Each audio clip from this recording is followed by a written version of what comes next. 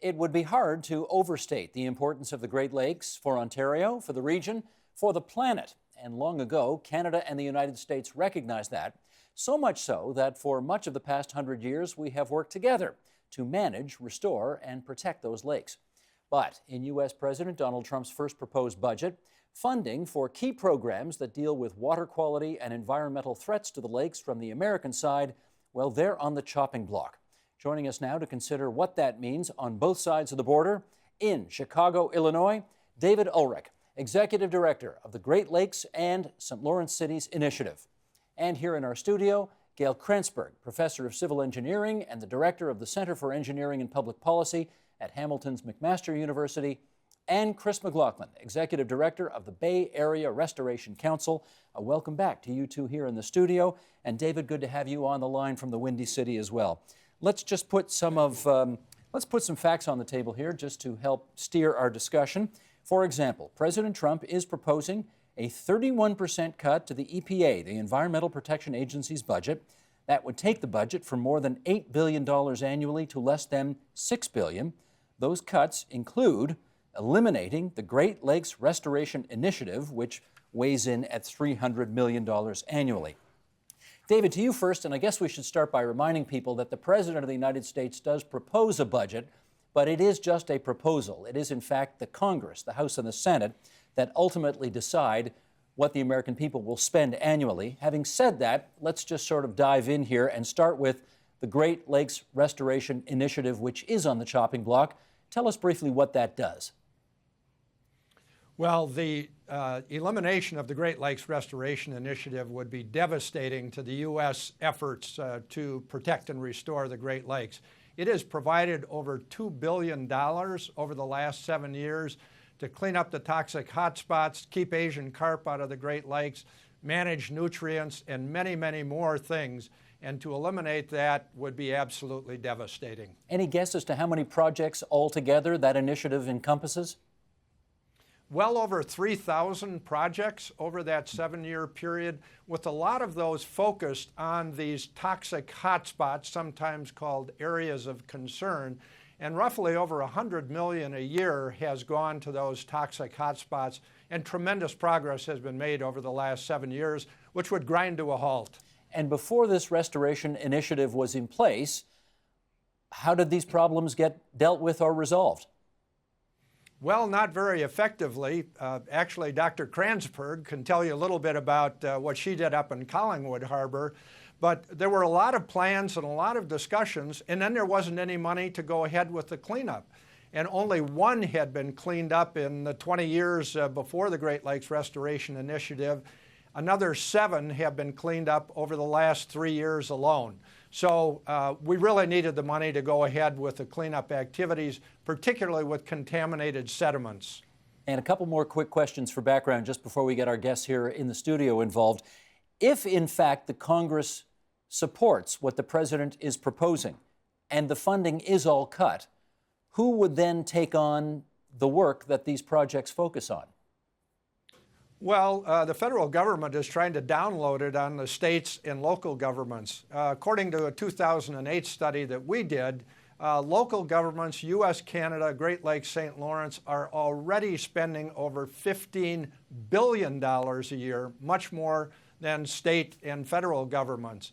To unload a bigger chunk of that responsibility to local and state government is just irresponsible, and it's not going to happen. So this is absolutely essential, and I am confident, based on being in Washington last week, that Republicans and Democrats from the Great Lakes Basin, and very important in U.S. elections, are going to push back big time. All right, in which case let me follow up with Gail Kranzberg on this. The initiative that we've been talking about obviously focuses on activity south of the border. So why should we in the province of Ontario pay attention? The water knows no boundaries. The water, the fish, everybody moves around. The currents move pollution from the U.S. side to the Canadian side, or pollution from the Canadian side into the U.S. side. When we have problems like the major drinking water catastrophe in Toledo a few years ago because of the algae that put out these toxins, that could flow right past our front doorstep in Lake Erie. And if the U.S. doesn't step up to the plate to to meet the commitments that they've promised. Canada and the United States make commitments together. If the U.S. pulls away, then Canada suffers. Chris McLaughlin, what do you see as the potential economic ramifications if this program disappears? Well, for a Rust Belt city like Hamilton, not to mention all of the U.S. cities that are in similar situations, it's a really cynical and short-sighted move that would detract from the overall economic development strategies of the city. So Hamilton has front and center in its economic plans for the future restoration of the waterfront and the harbor and the water quality itself. They're proposing 1,800 new condo units at Pier 8. Where is that? It's right at the foot of James Street, the main thoroughfare from downtown. Formerly boat storage and Port Authority activities and whatnot. Soon to be 1,800 units, condo units. So without the restoration of the water quality and public amenities, public spaces, that wouldn't have been, you couldn't have dreamed of that 25, 30 years ago. So a major impact on attempts to sort of repatriate this land and reintegrate it into cities. Absolutely. It's such a unique resource to the city as well. It's such a unique area, the bay, that it's gone underappreciated for so long. So we're trying to bring attention back to something special that the city has. David, you're in a city right now that obviously has an enormous economic impact because of its position right there on one of the Great Lakes. But your group represents mayors from, all of the Great Lakes and many big cities. What are they telling you about what might happen if this program were to disappear? Well, as Chris mentioned, this cleanup activity on the U.S. and Canadian side over the last 10 to 20 years has made a huge difference economically. Buffalo, Detroit, Cleveland, Chicago, Milwaukee, Duluth, all have had major resurgences. People will pay big money to just look at clean water and to come to that clean water. So again, if this were to come to be, the elimination of this Great Lakes Restoration Initiative funding, it would just grind the economic recovery to a halt, because that waterfront property is absolutely the most critical property and central to the revitalization of these communities. So with that, and with things like the $7 billion fishery in the Great Lakes. People come to the shore, go to the harbors, and they go out fishing, commercial or recreational, and it just makes a huge difference. Just last Saturday, a state record whitefish, 6.5 pounds, was caught off of McCormick Place here in Chicago. That kind of revitalization is just central, and whether it's hunting or fishing or tourism or biking or running, all of these things are dependent on the waterfront, and mayors, the 128 of them from the U.S. and Canada, are really, really upset about it. And it's very mean-spirited on the part of the administration to do this. In which case, a quick follow-up here. Take off your environmentalist's hat for a second, put on your political analyst's hat, and tell me, based on your conversations in Washington, based on your conversations with these big city mayors, these Great Lakes city mayors, what do you think the chances are of Congress restoring this program that the administration has tried to cancel? I think the chances are very, very high. The pushback that I sensed immediately last Thursday morning in Washington when the budget was released was phenomenal. Some of the conservative governors from the Midwest have already spoken out against it.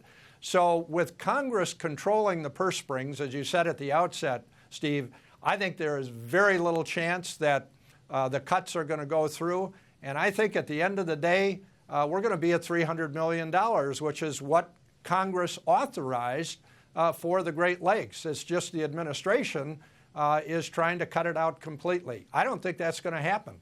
Okay, following up with Gail Kranzberg now on this. We do, from time to time in this country, this just in, we get a little precious about how, important and moralistic we are on the world stage about some of these matters, when in fact, if you look at the numbers, we're not necessarily keeping up our end of the bargain either. So my question for you is Canada doing that much better than the United States as it relates to spending on the Great Lakes? When the Restoration Initiative funding was intact, Canada's performance in terms of funding for the Great Lakes was pathetic. Pathetic. Pathetic. So we have roughly 1 to 8, 1 to 10 population in Canada compared to U.S.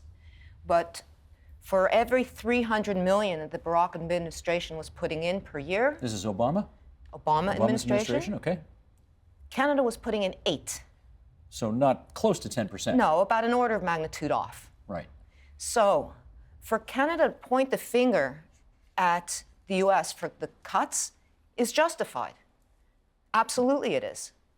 You know, our Minister of Environment and Climate Change Canada met with the governor of Minnesota just recently to come to terms with a political agenda that would restore what David is optimistic will be restored. At the same time, by the time this show is being viewed by your viewers, we'll know what the budget says and whether it says anything for Great Lakes, because McKenna's mandate letter was work with Fisheries and Oceans Canada, work with other departments to restore and protect the Great Lakes. That's in her mandate letter. That was a priority for the Trudeau administration. This is Catherine McKenna, the That's Environment right. Minister.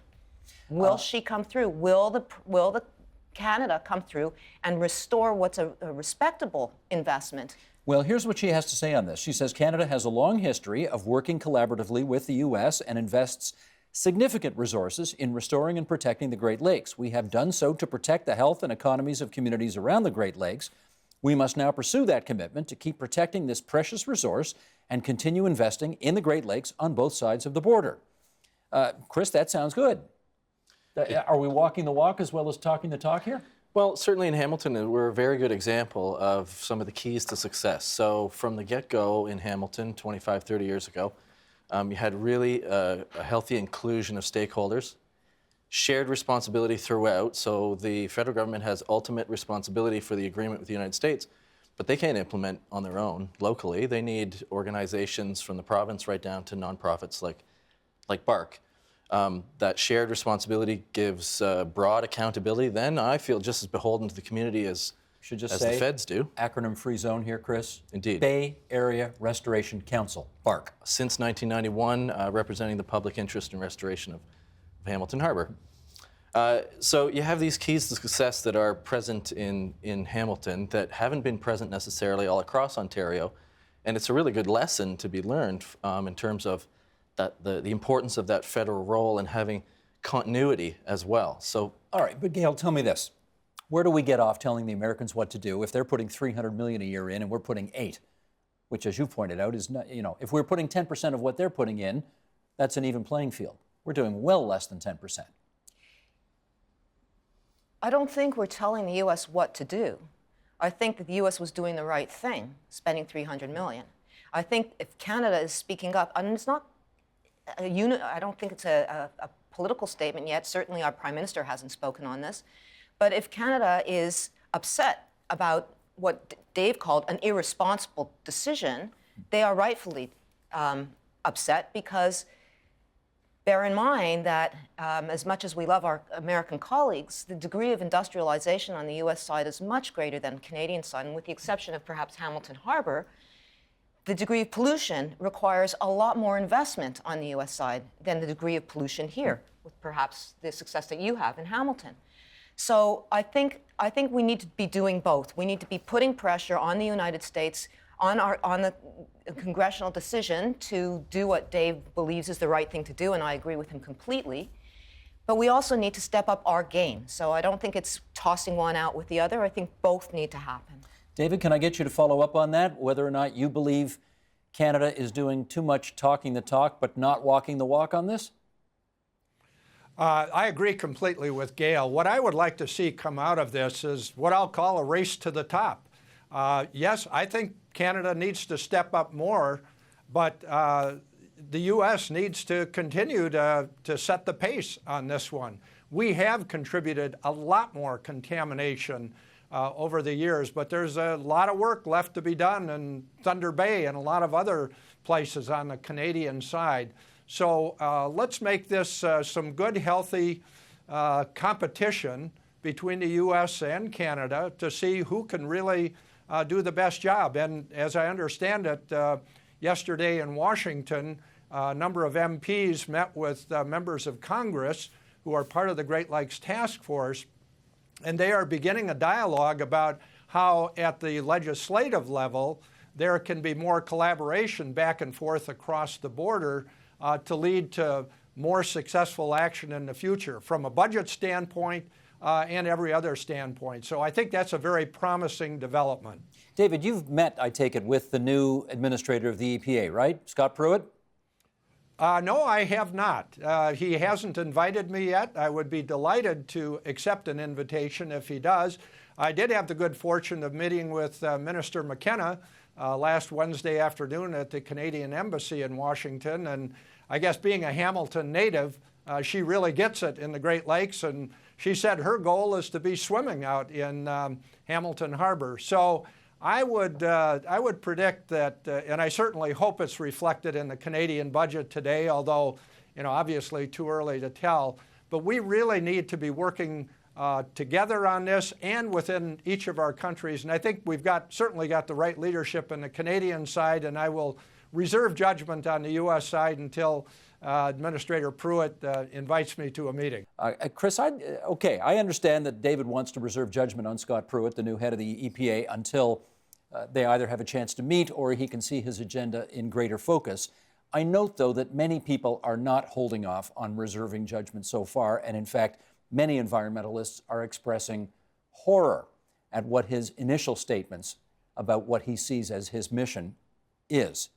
Where are you on that? Oh, absolutely. Which?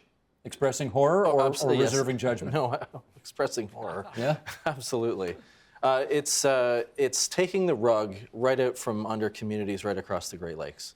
And it's not just about the money, right? The resources also refer to the human capital, the people that have invested themselves at the local level. So to undermine all of that work and then put into question, what happens next? Where do we go from here with all the work that's left to be done is, as David pointed out, really mean-spirited. Gail, tell me this. Obviously, these are international waterways, and therefore you would presume the two national governments have the lion's share of the carriage of these issues. However, I do wonder whether there is a role here for example, the Ontario Ministry of the Environment and Climate Change, or, do you want to get even more local? Is there a role here for the City of Toronto, the City of Hamilton, the municipal governments in Erie, Pennsylvania, and, Cleveland, Ohio, and so on? Steve, that's a great question. It's a question of governance. It's not just our federal government that is responsible for cleaning up 100 years of history. We've all contributed to the demise of the Great Lakes in one way or another. It's a shared responsibility. If I were to ask anybody who owns the waters of the Great Lakes, aside from our Indigenous people who have the right to say that, basically we all are responsible for the waters. So there's rules for municipalities, and they're playing that. I mean, they've told you about the billions that they've invested in wastewater treatment, for example, in land use planning, in not paving over wetlands, in restoring the watersheds and the waterfronts like Hamilton's trying to bring back to life. All of which contributes to the health of the Great Lakes. Absolutely it does. The province has always played a great role. The province of Ontario and the federal government have what's called the Canada-Ontario Agreement respecting the Great Lakes Basin. It's been in place since the 1970s because if Canada is going to meet their commitments with the United States to protect and restore the Great Lakes Basin, they need Ontario. And so they have plans. Canada will do this, Ontario will do this, some shared resources. So Ontario has been a big player. Ontario has the role of regulation, for example, enforcement. Those are provincial roles and responsibilities. So there's been a collaboration between our provincial and federal governments, as there should be, and there's a place for industry, there's a place for business, there's a place for individual stewardship, taking ownership of our responsibility and our wasteful use of water. So it's a shared responsibility. And while we're calling on federal leadership, because it is a binational, international body, all orders of government and the private sector have a very important roles and very different roles. Let me put, in our remaining moments here, a couple more items on the table here for discussion, and that is, David, I'll go to you in Chicago on this. I know people in Chicago take it for granted that they're going to win the Stanley Cup every other year, which yes, absolutely. we're not all that happy about up here. But anyway, I wonder whether they take the health of the Great Lakes for granted in Chicago as well. They wake up every day, they see it, they experience it. Do they take its health for granted? I think there was a time when they did, but they don't anymore. There is a tremendous amount of support from the general public, as reflected with non-government organizations, local governments, getting engaged in Great Lakes protection work. So I know when our organization started in 2003, one of the things Mayor Daley said, you know, we take this resource for granted, and we can't do that anymore. And with the 128 cities, about 70% Canadian, and now representing 17 million people, I think we do not take this for granted. And as Gail was saying, I agree completely. We are really all in this together. And, you know, water is life, and the quality of the water is going to dictate the quality of our lives. So we are at a point now where people don't take this for granted. And this budget crisis that we have, I think, is going to wake up people even more and push back and say, no, we've come too far to turn back at this point. Chris, the irony is the expression goes out of sight, out of mind. It's not out of sight. We see it every day. Do we take it for granted? There was a time, certainly in Hamilton, when we absolutely took it for granted. It was a deliberate decision over many decades that that was going to be the place where we put all the waste. That's no longer the case. People have a very negative view of that. It's no longer acceptable. Part of the problem, though, is that you don't see a lot of the remaining problems any longer. You can't see phosphorus in the water, for example. You don't necessarily see the invasive species or the lack of native fish in the water just by walking along the trail on the shoreline. So in some ways, the fruit that we're picking is getting higher and higher up the tree. Gail, I mean, the fact is, if you go to the shores of, let's say, the capital city here in Ontario during the summertime, you'll see people out there boating and swimming in Lake Ontario, and it can convey an impression that everything is hunky-dory. Not the case? Well, it's interesting. I remember hearing from elders that, oh, I remember when we could swim in Lake Ontario, now we can't. Well, back then you shouldn't have been doing that. You could have died from cholera, okay? So, no, I think Toronto's done a fantastic job in terms of its waterfront. A lot of the beaches are blue flags now. I mean, they're open because they're healthy. And I don't think it's that makes people complacent. When people, to come back to Chris's point, when people see lake levels drop, they're concerned about water quantity. You can see it. When they see these massive algal blooms, this blue-green mats and dead fish on the shore, they're worried about that. But if those are taken care of, not the lake levels, but if the algae is being taken care of and the lake has responded and people can swim there, then they expect to swim there. And if they then cannot, then they get angry and ask for action. When the former Mayor Crombie created the waterfront trail, he purposely put it through places that were not very good, so people could experience wonder and beauty and then demand that that be done on this industrial place. It's not right, it's not acceptable, and that we can continue to walk along the waterfront and enjoy the waterfront. But bear in mind, it's not just us.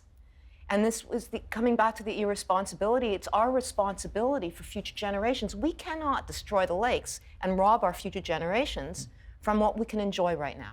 Let's give the last 30 seconds here to our friend from the States. David, I'm wondering, you know, so many people thought the sky was falling when Donald Trump got elected president, and I wonder whether in some odd way that may be the best thing for this project, in as much as there's nothing like a crisis to focus the mind. What do you think?